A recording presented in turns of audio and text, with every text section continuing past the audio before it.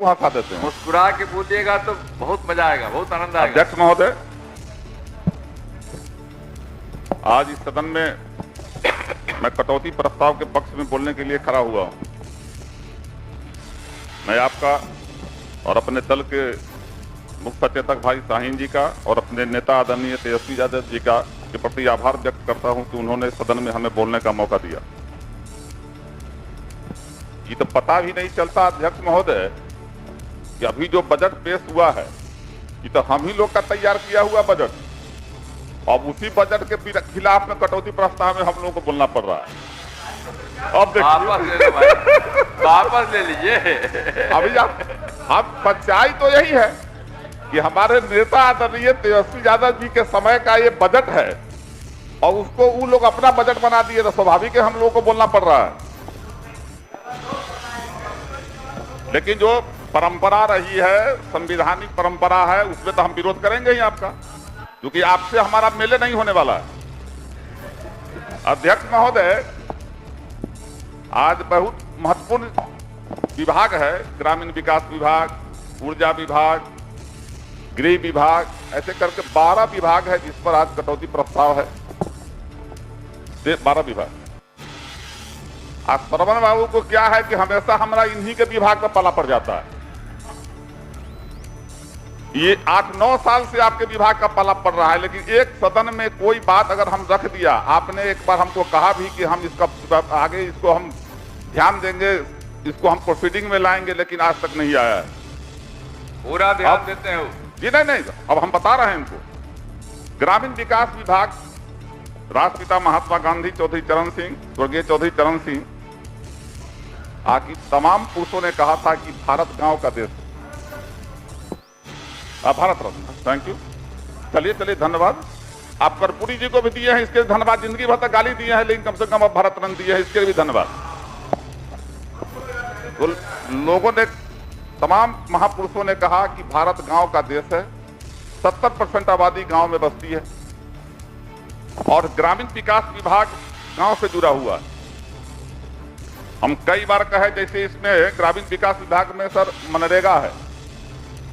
जिस समय UPA first की सरकार थी और हम लोगों के वर्तमान शुरू करिए ना, तब आइएगा वहां। सब देखा जाए पहले, कहीं तो शुरू करिए ना, ऊर्जा पहले वही बता रहे वही लाइन बोलिए। हैं। हम मनरेगा से बता रहे हैं, मनरेगा उन्हीं के विभाग का है।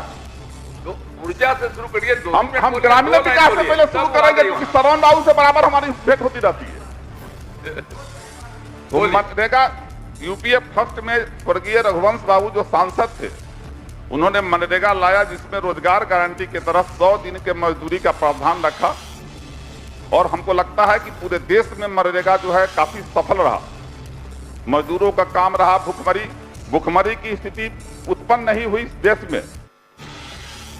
और मैं एक बार प्रस्ताव दिया था इनको कि जिस तरह से रोजगार गारंटी में आप सड़कें चाहे और चीजें जो भरवाते हैं, मजदूर गारंटी भी आपको प्रस्ताव भेजना चाहिए कि भारत सरकार मजदूर गारंटी लावे और उस मजदूर गारंटी के तहत मजदूर किसानों के खेत में काम करे और उस किसान अपने देख रेख में अपना काम करवावे या उसका पैसा जो है सरकार मुहैया करावे।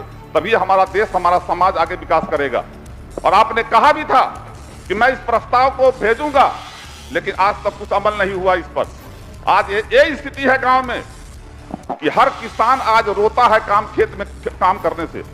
फसल उगाने पर रोता है कि फसल तो लगा देता है, लेकिन न फसल काटने वाला मिलता है, न उसको पहुंचाने वाला मिलता है। ये समस्या हर किसान को उत्पन्न हो गई हुई है। अध्यक्ष महोदय, तो हम तो चाहेंगे श्रवण बाबू से, आप तो डबल इंजन की सरकार में फिर आ गए, 1 साल हमारे साथ रहते हैं सिंगल इंजन में, फिर डबल इंजन जोड़ लेते हैं। तो हम तो इनसे चाहेंगे कि हाँ, प्रस्ताव भेजा जाए, इस देश की समस्या का समाधान हो जाएगा। मजदूर गारंटी योजना अगर लागू करवाया जाएगा। अभी जीविका की दीदी का है 1,30,00,000 से ऊपर जीविका स्वयं सहायता समूह महिलाएं जुड़ गई है। और मैं देख रहा हूं कि हाँ, जीविका में महिलाओं जब से जुड़ी है, जीविका दीदियां जो है काम करने लगी है और स्वावलंबी भी हुई है। लेकिन उसको जो पैसा मुहैया कराया जाता है उसमें इंटरेस्ट लेता है लोग, तो उसको जो है 0 इंटरेस्ट पर पैसा मुहैया कराया जाए, जो मानदेय है उसको जो है बढ़ाया जाए। तो आगे 7 निश्चय योजना, मुख्यमंत्री जी का ड्रीम प्रोजेक्ट कहा जाता है 7 निश्चय। अभी सभी साथी ने कई जगह बात भी किया पिछले टर्म में भी। 7 निश्चय योजना में अगर जांच कराई जाए तो इस देश का सबसे बड़ा भ्रष्टाचार उस 7 निश्चय योजना में हुआ है। कहीं भी आप पता लगा लीजिए किसी पंचायत में जाकर के कि कहीं रखाव सही से नहीं है। अगर मोटर जल गया तो 5 दिन पानी नहीं चलता है, महीनों दिन नहीं चलता। एक भी पानी टंकी कहीं आज 4 साल 5 साल में कहीं एक पानी टंकी ऊपर का साफ नहीं हुआ। हमारे यहाँ मुजफ्फरपुर में अभी 2 दिन पहले बच्चियां पानी टंकी का पानी पी है, दर्जनों बच्चियां बीमार होकर के बेहोश होकर मेडिकल कॉलेज में पड़ी हुई है। ये स्थिति बनी हुई है 7 निश्चय योजना का अध्यक्ष महोदय। और उसके बाद भी लोग कहता ड्रीम प्रोजेक्ट है 7 निश्चय 1, 7 निश्चय 2, गली नली, ये तमाम चीजें जो है केवल लूट खसोट किया जा रहा है और कुछ नहीं है। जल जीवन हरियाली में अभी हमको मिला है तो देखे हैं 11,205 कुआं अतिक्रमण मुक्त कर दिया गया है। उसके बाद 15 करोड़ पौधा लगाया गया, 50,000 से अधिक नए जल स्रोत सृजित किए गए हैं। अध्यक्ष महोदय इसका जांच करवा दीजिए। हमारे यहां भी एक पोखरा का उड़ाही हुआ और मैं समझ रहा हूं कि इसमें आधा काम भी नहीं हुआ। जेसीबी लगा करके सारा खड्डा खन करके पैसा उठा लिया और आज तक उसका कोई जांच नहीं हुआ। हमने एक बार जाकर के इसकी बात जिला में भी रखा था। संकटपट्टी में जो है हमारे यहाँ पोखरा का उड़ाही हुआ। तो हम लोग तो देख रहे हैं कि हर जगह लूट रहा है लोग, सरकारी पैसा का बंदरबाट हो रहा है, कोई देखने वाला नहीं। अब जहां ब्यूरोक्रेट हॉबी हो जाएगा वहां कौन सुनेगा। अब हम लोगों के सदन के नेता हैं आदरणीय मुख्यमंत्री जी, जो कहावत हम तो अब तो कहना चाह रहे थे लेकिन कुछ लोग कहा है कि कहला बोलिएगा, 2 लाइन अगर कह दे हम।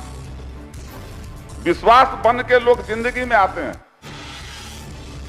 विश्वास बन के लोग जिंदगी में आते हैं, ख्वाब बन के आंखों में समा जाते हैं। पहले यकीन दिलाते हैं कि वो हमारे हैं, फिर न जाने क्यों बदल जाते हैं। आपके कहने पर मुझे भी 2 लाख याद पड़ रहा है। और इकबाल का शेर है, बाकी पूरा छोड़िए, थोड़े संक्षिप्त मुद्दे में आपका समय बर्बाद होगा। धूल चेहरे पे थी, वो दिन रात भर आईना साफ करते रहे। बोलिए, बोला जाए, बता अपनी बात जारी रखिए। बता धूल चेहरा पर उनका रहता का? आप बोलते रहिए, आगे रखिए। अध्यक्ष महोदय, अभी ऊर्जा का बात हम लोगों के गार्जियन है और ये बात सही है कि हाँ ऊर्जा का उत्पादन हो, बिजली का उत्पादन, चाहे पावर ग्रिड स्टेशन लगाना, चाहे तो जो भी काम हुआ है वो काम किए। लेकिन एक चीज सदन में बोले थे कि बिहार को महाराष्ट्र से ज्यादा महंगी बिजली मिलती है।